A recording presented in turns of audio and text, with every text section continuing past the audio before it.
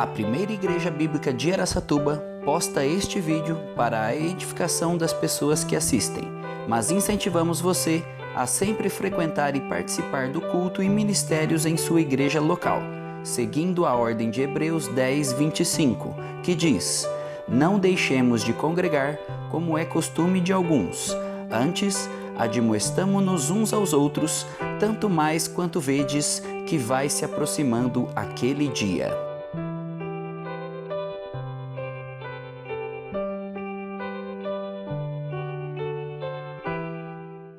Hoje de manhã nós pudemos falar dos capítulos 17 e 18, dois capítulos muito importantes, que falam sobre as duas Babilônias, a Babilônia eclesiástica e a Babilônia política ou a comercial.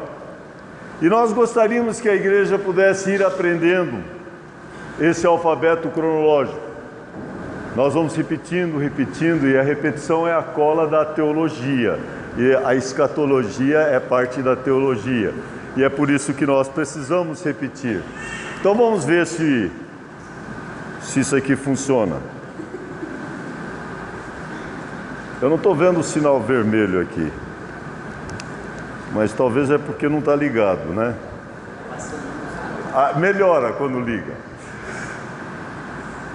Andei nesse meio tempo, apertei outros botões. Esse negócio de tecnologia, né? Vamos ver se volta lá para onde nós estávamos. Estou indo para frente, quero ir para trás. Muito bem, eu vou voltar lá. É importante lembrarmos, 2 domingos atrás nós falamos sobre a imagem. Por quê? Justamente isso vai nos colocar dentro do tempo, entendendo o que Deus está fazendo. As grandes nações, começando com a Babilônia, agora sim tá bom, né? A cabeça de ouro, que é a Babilônia, o tórax, Império Medo-Persa, depois a Grécia, Império Romano, e por último, o que realmente nos interessa aqui é sabermos que estamos vivendo justamente nesta época, o Império Romano reavivado, os 10 dedos dos pés desta estátua. E nós sabemos que, olhando no livro de Apocalipse, ao passarmos por ele, nós vimos domingo passado, na série de juízos, os últimos juízos, que são as taças ou os flagelos. Vimos domingo à noite, então, a apresentação dessas taças. Na apresentação das taças, capítulo 15, tem o mar de vidro e aí os anjos vindo para apresentar estas taças. Recordamos também que cada uma dessas taças, esses flagelos, vão atingir justamente as pessoas que têm a marca do anticristo. Por isso que é importante observarmos que vai ter a distinção, está vendo a marca aqui na cabeça? Vai ter a distinção, estes flagelos, essas taças, vão cair sobre as pessoas que têm a marca 666. Daí, na sequência desses flagelos, nós vimos o mar transformando em sangue. E aí, cada um desses flagelos é diferente do que as trombetas. As trombetas eram 1/3 das águas do mar, 1/3 das águas do rio. Mas aqui não é só 1/3, é toda a água do mar, toda a água também potável. Então por isso que temos na sequência as águas do mar, depois as fontes, as águas potáveis. Depois o grande calor, um sol que é bem pior do que o sol de Araçatuba. O grande calor que vai cair sobre os homens e eles vão estar com úlceras, sentindo as queimaduras desse grande calor, e aí vem as trevas que são quase que como apalpáveis, terríveis trevas que virão sobre toda a terra. E depois o acontecimento que vai dar a oportunidade da passagem dos reis que vêm do Oriente. O 6º flagelo, a 6ª taça, apresenta o rio Eufrates secando para a passagem do exército que vem do Oriente, 200 milhões de soldados que virão do Oriente e vão passar e ir até a Israel. E finalizando então temos o último, que é aquelas grandes pedras, pedras de 30 quilos caindo sobre a terra, que descreve então o findar do capítulo 16. Hoje de manhã nós falamos sobre o capítulo 17, e o capítulo 17 fala sobre a Babilônia, a prostituta. E nós temos que entender que no capítulo 17 apresenta a Babilônia prostituta ou a Babilônia eclesiástica. E no capítulo 18 apresenta a Babilônia uma cidade ou a Babilônia política. Nesse capítulo 17 é descrito essa prostituta. Desliga aqui só para eles poderem ver detalhes. Se olhar ali atrás, mas hoje eu não vou pedir para vocês olharem atrás, porque dá para ver a noite bem melhor aqui. Mas essa prostituta, ela é descrita como montada na besta de 7 cabeças. E se você olhar bem pertinho, então tem aqui as 7 cabeças e aqui está a prostituta. Essa prostituta tem também uma taça nas mãos, que são as abominações. E veja que ela está levantando essa taça, ela é vestida de púrpura, também de vermelho. Apagando mais ainda dá para ver até melhor. Então vemos que o capítulo 17 descreve essa prostituta. E nós acreditamos que essa prostituta é a união do catolicismo com o falso protestantismo. Todos vão se unir numa grande igreja, igreja ecumênica. Às vezes nós achamos tão bonito falar sobre cultos ecumênicos, né? Mas tudo isso já é em preparação também a esta grande prostituta, essa religião que vai estar dominando o mundo todo. E vemos que o anticristo, ele vai fazer uso da prostituta. E como é de conhecimento, a prostituta é usada, abusada e depois chutada. E vai acontecer exatamente isso também. No capítulo 17, descreve um pouco mais sobre essa prostituta, vendo ela aqui com as descrições dos três que representam o antideus, o anticristo e o falso profeta. Nós observamos como que imita tudo, e até mesmo a imitação do corpo de Cristo. Isso expliquei de manhã que nós somos parte da igreja, corpo de Cristo. Mas temos aí também uma imitação do corpo do anticristo. O corpo do anticristo é essa religião falsa, essa religião apóstata. E vemos que ela vai estar dominando o mundo todo, especialmente durante esse período da tribulação. Mas no final do capítulo 17, descreve que o anticristo vai dar então o bote e vai derrubar a prostituta que está montada sobre ele e vai pisar em cima, vai acabar com ela. Então vai usá-la até onde tiver o benefício para o anticristo. Mas no momento que perde esse benefício, então vai chutá-la. Mas outra coisa que nós temos que entender, que além do capítulo 17 descrever essa prostituta, o capítulo 18 descreve uma outra Babilônia. E essa outra Babilônia é uma cidade. Vai ser uma cidade centro comercial do mundo. E da mesma maneira como nós somos a noiva, o corpo de Cristo, nós sabemos que da mesma maneira temos uma cidade que é a Nova Jerusalém. Quando é dito no capítulo 21 que vai descer do céu a cidade, ela é chamada de noiva. Da mesma maneira, o anticristo também tem a sua noiva, e a sua noiva também é uma cidade. Além de ser o corpo do anticristo, capítulo 17, é também uma cidade, e essa cidade vai ser a cidade da Babilônia. Nós discutimos um pouquinho onde é essa cidade, o que é essa cidade. Sugerimos que possivelmente seja uma cidade como Roma, a cidade onde há a navegação, onde há a possibilidade de os pilotos então verem de longe a fumaceira do fogo subindo. Depois os irmãos precisam ler.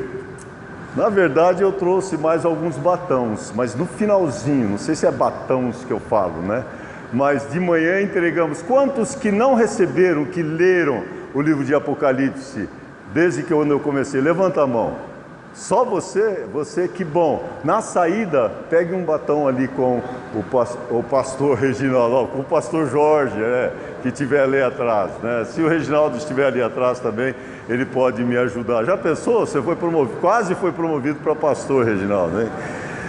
Mas a Babilônia, então. Vamos agora entrar no capítulo 19. Acho que eu vou precisar de só um pouquinho de luz ali. Pode aí voltar.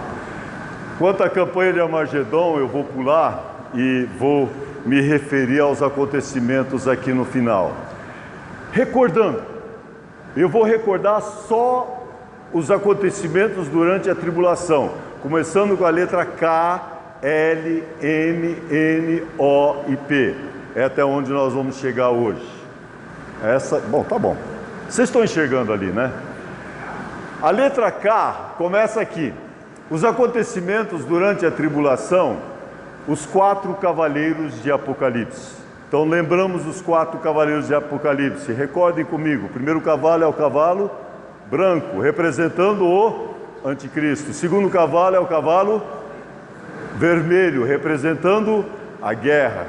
O terceiro cavalo é o cavalo preto, que tem uma balança na mão, representando a fome. E o quarto cavalo é o cavalo amarelo, representando a morte.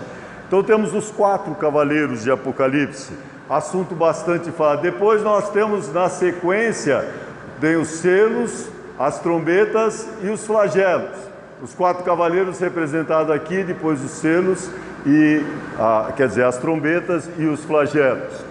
Também explicamos sempre que a ordem cronológica do livro de Apocalipse é vista através desses três juízos. Os 3 juízos, selos, trombetas e flagelos, vão então desde o capítulo 6 até o capítulo 19 do livro. Então nessa sequência, termina na verdade no 16, mas capítulos que seguem no meio e capítulos que terminam até o 19 são chamados capítulos que têm um parêntese, mas esse parêntese simplesmente faz voltar muitas vezes para o começo da tribulação. Acontecimentos como 144 mil, que nós já falamos também domingo passado, vistos no capítulo 7 e no capítulo 14. Também acontecimentos como as 2 testemunhas, visto no capítulo 11. E observamos essas 2 testemunhas vão estar testemunhando durante o período todo da tribulação. Então esses acontecimentos não estão em ordem cronológica. Daí nós observamos um trio de duplas.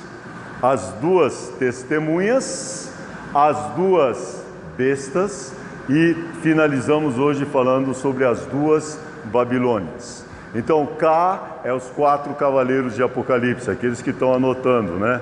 L pode colocar os selos. Às vezes eu colocava também as 2 bestas.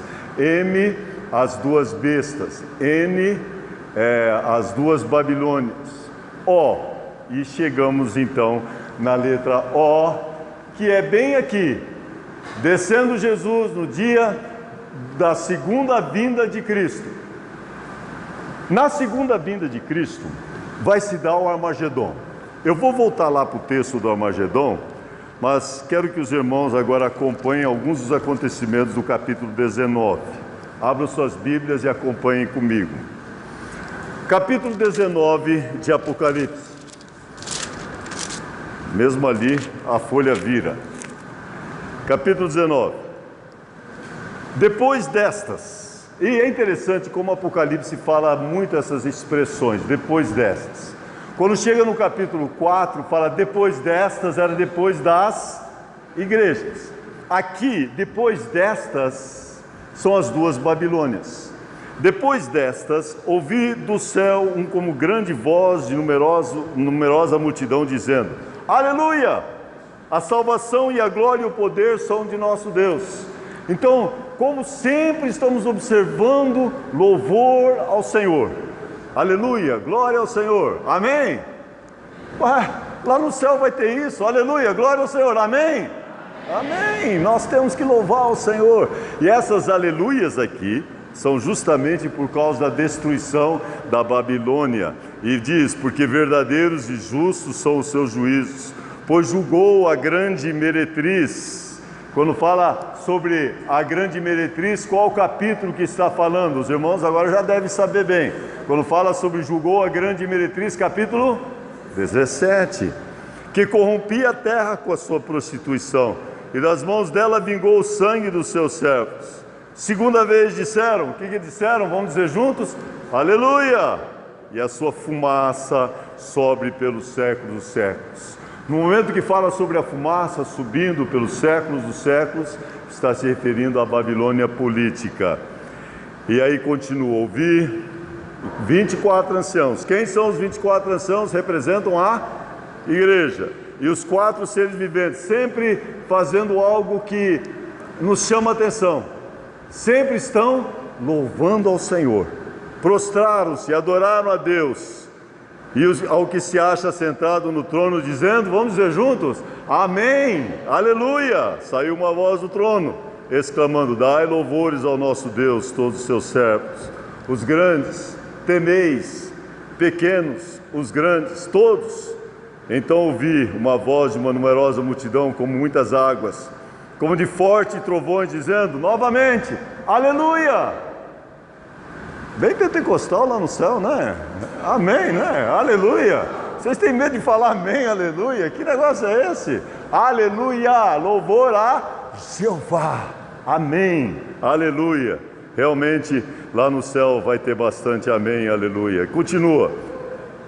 Prostrei-me ante os seus pés, e não é só 2 ou 3 como na nossa igreja, né? Prostrei-me ante os seus pés para adorá-lo. Ele, porém, me disse, vê, não faças isso. Sou conservo teu e dos teus irmãos, que guarda os testemunhos de Jesus. Adora a Deus. Adoração, irmãos, é somente a Deus. Esse é o testemunho de Jesus e o espírito da profecia.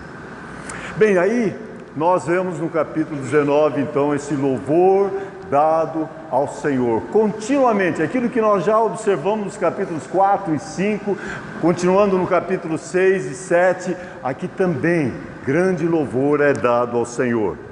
Mas em seguida vem o Armagedon. Vamos recordar o Armagedon, antes de eu entrar no julgamento das nações. No Armagedon vimos, domingo passado também, toda essa extensão vai correr o sangue. Uma extensão de 300 quilômetros, onde o sangue vai correr, desde o norte aqui no Carmelo, até aqui nessa região do Negueb, ou especificamente Petra e Borges. Temos 8 acontecimentos, e colocamos no boletim passado esses 8 acontecimentos. Ajuntamento do exército do anticristo, a destruição da Babilônia, não sabemos onde é e quem é exatamente, mas a cidade de Babilônia sendo destruída. Depois a queda de Jerusalém, vai ser sitiada Jerusalém. Os 3 poderes, lembra que são 3 poderes, 3 espíritos como de rãs, ajuntam os poderes do leste, o poder do oeste e o poder do sul. Ajuntam todos no vale de Jeosafá. Então eles vão se ajuntar todos nessa região aqui, chamado de Vale de Josafá, ou Megido, ou também conhecido como Jezreel. É neste lugar, tem a planície linda, mas que tem sido usado durante muitas ocasiões para a guerra, e vai ser usada para essa grande guerra do Armagedon. Então aí, Jesus Cristo vai voltar. A nação de Israel tem os seus olhos abertos, vão se converter, vão reconhecer aquele que eles traspassaram. E a batalha vai terminar ali no Vale de Josafá, nessa região aqui, e o Senhor então descerá. Aí será a descida de Cristo em glória, como nós cantamos, vencendo, vem Jesus. Descendo em glória, pisando os seus 2 pés sobre o Monte das Oliveiras, esse monte vai se fender. Todo olho verá. Lembra a diferença? No arrebatamento, só de repente seremos tirados daqui, mas na revelação, todo olho verá o Senhor. Então esses são os acontecimentos do Armagedon. Mas eu, mesmo pensando no capítulo 19, nós precisamos ler aqui esse trecho do Armagedon, porque aqui descreve a parte final. Vejam comigo, começando no verso 17. Então vi o anjo posto em pé no sol e clamou com grande voz, falando a todas as aves que voam no meio do céu: Vinde, reuni-vos para a ceia de Deus. E é interessante que o capítulo 19 fala sobre a ceia das bodas do Cordeiro. E também nós já falamos que quem vai participar desta ceia é a igreja, a ceia das bodas do Cordeiro. Mas aqui também tem uma ceia, e aqui é a ceia de Deus. E nesta ceia diz: vinde, reunimos para a grande ceia de Deus, para que comais. E aqui vai ter churrasco, né? Quem gosta de churrasco, vai ter carne em abundância, carne de cavalo, carne de comandante, carne de escravos, carne de grandes, carne de tudo quanto é tipo, de primeira, de segunda, de terceira. Mas os abutres, as aves do céu vão vir e vão limpar toda a terra. E diz ainda: vi a besta e os reis da terra e os seus exércitos congregados com os seus exércitos para pelejarem contra aquele que está sentado no cavalo. E agora Cristo vem montado num cavalo branco também. O anticristo imita isso no começo da tribulação.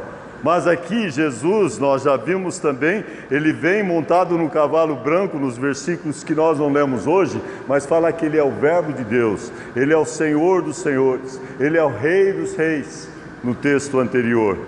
Mas agora começa a destruição do anticristo. E nessa sequência, vou voltar para o julgamento das nações, mas Satanás vai ser preso. Satanás é preso no começo do capítulo 20, olha o capítulo 20. Então vi descer do céu um anjo que tinha na mão a chave do abismo e uma corrente, e segurou o dragão, a antiga serpente, que é o diabo, Satanás, e o prendeu por 1000 anos. Aí Satanás é preso e ele é guardado nesse abismo durante 1000 anos. E ele é solto no final desses 1000 anos para encabeçar a última revolta de Satanás. Isso nós voltamos aqui para esse texto, mas eu quero ainda mostrar o que vai acontecer com a besta e o falso profeta. A besta e o falso profeta, olha o que acontece com eles. São os primeiros a estrear o lago de fogo. Voltando para o texto, no verso 20 diz: mas a besta foi aprisionada, e com ela o falso profeta, com seus sinais diante dela seduziu aqueles que receberam a marca da besta e eram adoradores da sua imagem. Anotam o que vai acontecer com eles. Os dois serão lançados vivos para dentro do lago de fogo que arde com enxofre. Pode falar amém? Amém. Eles vão ser lançados vivos, são os primeiros a estrearem o lago de fogo, que é o inferno permanente, que diz que arde com enxofre. Os restantes foram mortos com a espada que saía da sua boca, daquele que estava montado no cavalo branco. Depois deste acontecimento do Armagedon, e eu preciso voltar aqui, é que vai se dar o julgamento das nações. Veja que nós estamos na letra P agora. Letra O é Armagedon. Letra P é o julgamento das nações. O julgamento das nações é muito importante porque é o julgamento que vai selecionar, vai trazer quem são as pessoas que vão entrar no milênio. E olhando para o texto de Mateus 25, descreve as ovelhas e os bodes. Se vocês verem aqui temos as ovelhas e aqui temos os bodes. E o julgamento das nações é importante porque vai introduzir aqueles que vão estar entrando no milênio. E o julgamento das nações tem a ver como as nações trataram o povo de Israel. Por isso que lembramos sempre: em ti serão benditas todas as famílias da terra. Abençoarei os que te abençoarem, amaldiçoarei os que te amaldiçoarem. Em ti serão benditas. E os judeus, então, os irmãos, esses salvos no final aqui, na volta de Jesus Cristo, lembra que eles vão ter os seus olhos abertos? Esses vão entrar com corpos naturais no milênio. Então, fazendo parte do milênio, os judeus, sempre nos nossos gráficos nós colocamos eles em verde. Então, apresentamos o tempo todo, desde Abraão, agora sendo colocados à parte, nosso templo da igreja, daí o Vale dos Ossos Secos, que é Israel, começando a acordar e daí começando a despertar e formar-se como uma nação. E uma vez formado como uma nação, depois do segundo ajuntamento de Israel, aí tem a conversão geral na segunda vinda de Cristo. E aí eles vão entrar no milênio. Agora tem 3 grupos que vão entrar no milênio. Por isso que o julgamento das nações é importante vocês entenderem. Os 3 grupos que vão entrar no milênio são as ovelhas. As ovelhas são as pessoas salvas das nações. As ovelhas são mencionadas aqui, são aquelas que deram um copo de água fria ao servo do Senhor. Opa, estou com vontade de um copo de água fria, né? Eu posso falar mais meia hora. Mas estes são aqueles que entram no milênio, salvos das nações, são as ovelhas. Depois tem os bodes. É triste, né? Nós já sabemos que os bodes vão ser lançados no inferno. Lembrando que esse inferno, ou Hades, é um lugar ainda provisório, do qual irão ressuscitar, comparecer diante do grande trono branco, e aí vão ser lançados no lago de fogo. Quem que estreia o lago de fogo? Nós já falamos nessa noite, a besta e o falso profeta. Satanás ainda não. Satanás fica preso. Só vai ser depois, no final do milênio. Mas para completar, entendendo o julgamento das nações, aqui nós observamos que o Senhor vai estar separando as ovelhas que são da sua direita, vão entrar no reino, e os bodes vão ser lançados no inferno. Como eu mencionei, tem 3 grupos que estarão no milênio. Os 3 grupos são a igreja. A igreja vai estar com o corpo glorificado. Lembra, nós vamos ser arrebatados, encontrarmos com o Senhor, mas nós não teremos corpos naturais, nós teremos já corpos glorificados. Então a igreja estará reinando aqui na terra com Cristo, mas com corpos glorificados. Israel vai ser Israel com corpos naturais, mas tanto Israel como os salvos das nações vão multiplicar durante o milênio. Durante esse período do milênio haverá novamente a multiplicação das pessoas, e começando o milênio todos são salvos, mas no final, como em toda dispensação, também tem um fracasso, e um grande número vai estar seguindo Satanás na sua última revolta. Então é importante nesse gráfico entendermos aqueles que vão estar entrando no milênio, mas temos algumas outras coisas importantes para nós entendermos. Satanás vai ficar preso. Durante esse período todo, Satanás estará preso. Nós mencionamos que a besta e o falso profeta vão ser lançados vivos no lago de fogo. Mas tem algo que vocês precisam entender também de profecia, que está no livro de Daniel. Eu gostaria que vocês abrissem lá no livro de Daniel, capítulo 12, e entendermos ali o intervalo de 75 dias.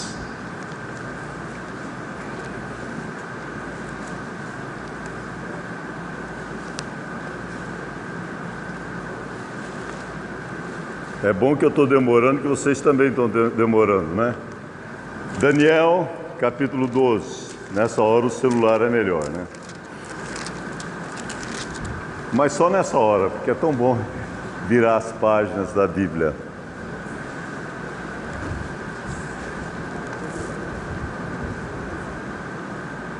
Eu vou começar a leitura para vocês entenderem bem esse texto final, com o versículo 11, os últimos 3 versículos do capítulo 12. Depois do tempo em que o costumado sacrifício for tirado e posta a abominação desoladora. Deixa eu dizer para todos os irmãos, no meio da tribulação, o anticristo vai entrar no santuário de Deus, se ostentar como se ele fosse o próprio Deus. É o abominável da desolação no lugar santo. Então aqui está falando, depois de ser tirado o costumado sacrifício e posta a abominação desoladora, haverá ainda 1.290 dias. Agora notem também na sequência. Na sequência diz, bem-aventurado o que espera e chega até 1335 dias. Esse intervalo de 75 dias é explicado aqui nesse texto. O que nós temos que entender é que o meio da tribulação é o ponto zero. O meio da tribulação é quando o anticristo vai entrar no santuário de Deus, aqui está o santuário, se ostentar como se fosse o próprio Deus. Do meio da tribulação até a entrada no milênio, tem essa passagem de 1335 dias. Nós sabemos que no meio da tribulação até o final da tribulação, até a volta de Cristo em glória, são 3 anos e meio. 3 anos e meio são exatamente 1260 dias. Esses 1260 dias terminam aqui. Então, na volta de Cristo em glória, termina os 1260 dias. Mas há um intervalo até o começo do milênio. É esse intervalo que o livro de Daniel vai falar para nós. Nesse intervalo de 75 dias, vai ter a purificação do templo, que foi o abominável da desolação entrou no templo, vai ter a purificação do templo e vai acontecer isso que nós acabamos de descrever, o julgamento das nações. 45 dias vai levar para o julgamento das nações e 30 dias para a purificação do templo. Somando tudo, até o meio desse tempo, até a purificação do templo, dá 1290 dias, mas completando, dá os 1335 dias, para então termos o início do milênio. Agora estamos já no texto que fala sobre o milênio. Voltando lá para Apocalipse capítulo 20. Capítulo 20, versículo 4. Vi também tronos, e nesses sentaram aqueles os quais deram autoridade para julgar. Quando fala de tronos, está se referindo à igreja. Nós estaremos julgando nesse tempo. Vi ainda as almas dos decapitados por causa do testemunho de Jesus. Essas almas dos decapitados são aqueles que são decapitados durante o período da tribulação. Lembra que tem ainda um grupo que não é completo, tem aquelas almas debaixo do altar que estão clamando vingança para aquele grupo que ainda ia ser decapitado, que eram pessoas salvas. Essas são pessoas vindas da tribulação. Daí continua, tantos quantos não adoraram a besta. Veja, esses são os que foram martirizados porque não adoraram a besta, nem tampouco a sua imagem, não receberam a marca na fronte ou na mão, e viveram e reinaram com Cristo. Agora presta atenção, o que diz a sua Bíblia aí? Viveram e reinaram com Cristo durante 1000 anos. Quanto tempo que é 1000 anos? 1000 anos. Eu sei que hoje todo mundo quer espiritualizar isso, dizer que é o reino no coração dos homens, mas a palavra de Deus declara várias vezes 1000 anos, 1000 anos, 1000 anos. E para quem sabe ler um pingo é letra, e se aqui está escrito 1000 anos, eu não preciso buscar uma outra interpretação, senão aquela interpretação pré-milenista, que é a posição que nós cremos, que Cristo vem antes do milênio. Então, essa interpretação é bem clara com as escrituras aqui. Agora, continua anotando, verso 5, os restantes dos mortos não reviveram até que se completassem, que diz aqui novamente, 1000 anos. Então 1000 anos é 1000 anos, estão completando os 1000 anos. Virando a minha página, a minha Bíblia talvez não coincide com a sua. Bem-aventurado e santo aquele que tem parte na primeira ressurreição. Porque esses da segunda morte não têm autoridade, pelo contrário, serão sacerdotes de Deus e de Cristo e reinarão com Ele mais uma vez. Quanto? 1000 anos. É bem claro então esses 1000 anos. E sabemos que a Bíblia fala sobre 2 ressurreições. Mais uma vez eu preciso explicar. Mesmo que fala sobre 2 ressurreições, a primeira ressurreição é dividida em 3 etapas. Bem-aventurado é aquele que participa da primeira ressurreição. Essa primeira ressurreição tem primeira parte, podemos dizer, as primícias, que foi quando Cristo ressuscitou e também alguns santos do Velho Testamento ressuscitaram. Mas aí tem a colheita da primeira ressurreição. A colheita da primeira ressurreição vai se dar no dia do arrebatamento. Nesse dia, então, tem a grande colheita. Daí temos o restante. O restante fica para o final da tribulação. Todos esses fazem parte da primeira ressurreição. Então a primeira ressurreição é dividida em 3 etapas. Primeiro temos as primícias, depois a colheita, daí o restante. Mas daí passa 1000 anos e vai se dar a segunda ressurreição. A primeira ressurreição é para a vida, mas a segunda ressurreição é para a morte. Muitos dos que dormem no pó da terra ressuscitarão, uns para a vida, e daí passa 1000 anos, e outros para vergonha e horror eterno. A segunda ressurreição é a ressurreição para a morte. Mas continuando aqui, no capítulo 20, quando porém se completaram os 1000 anos. Quando completa os 1000 anos, Satanás vai encabeçar a última revolta. E eu vou ler isso aqui rapidinho, mas eu quero entrar só na parte do grande trono branco. Vou voltar aqui para o milênio na nossa próxima apresentação domingo que vem. O grande trono branco. O diabo, o sedutor deles, será lançado dentro do lago de fogo. O diabo é lançado no lago de fogo, onde também já se encontrava quem? Quem é lançado primeiro, nós já falamos hoje, a besta e o falso profeta. E serão atormentados de dia e de noite pelos séculos dos séculos. Agora vem o grande trono branco.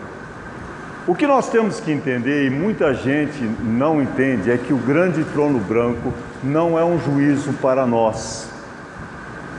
Para nós sabemos, Romanos 8:1 diz, aquele que está em Cristo não é julgado. Não há condenação para aquele que está em Cristo Jesus.